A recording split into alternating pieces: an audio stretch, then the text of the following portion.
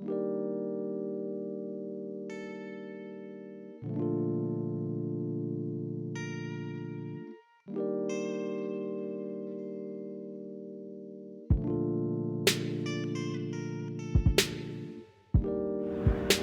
to go to a movie? Yeah, I only have 16 cents. This car won't even drive. At least we have each other, though. Whatever.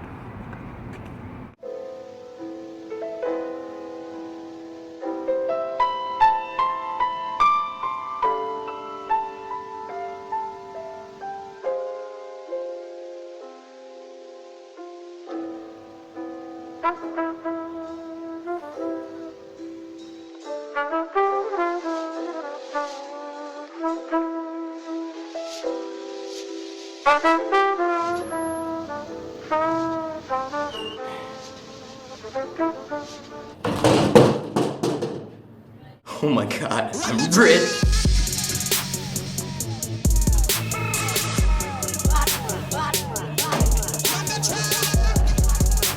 Shut up!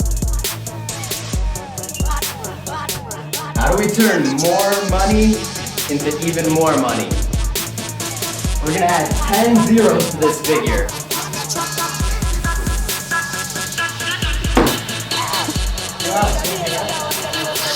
Yeah, I'm hanging out with poor folk.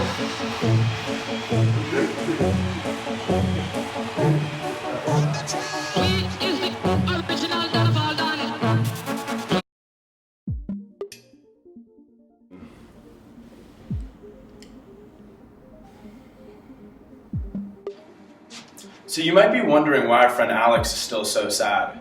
You might be thinking, he's a multi-billionaire, he has everything he could ever want. The problem is though that richness is not synonymous with happiness, and the way you spend your money has way more of an effect on happiness than how much of it that you have. Getting rich doesn't automatically make you happy. This is confusing, right? Everyone wants to be rich. Everyone dreams of owning mansions and fancy sports cars and thinks that if they could just make enough money, then they could inherently be happy. While studies do show that economically secure citizens are most definitely happier than their less fortunate counterparts, there's a cap on how much money can improve your happiness. In a recent study, Daniel Kahneman and Angus Deaton of Princeton University actually found that levels of happiness did not rise after a household reached an annual income of approximately $75,000. This is to say that a solidly well-off household will not get any happier if they gain more riches beyond this point. Another reason why having more money doesn't always make us happy is that we adapt to it. Sonja Lyubomirsky, a psychology professor at the University of California, Riverside, states this point beautifully. To quote her, she says, "Human beings are remarkably good at getting used to changes in their lives, especially positive changes." While richness is not synonymous with happiness, and getting suddenly rich will not suddenly make you happy, there are ways that rich people can spend their money to increase their happiness. The most important way, in my opinion, for spending money on happiness is to spend it on other people.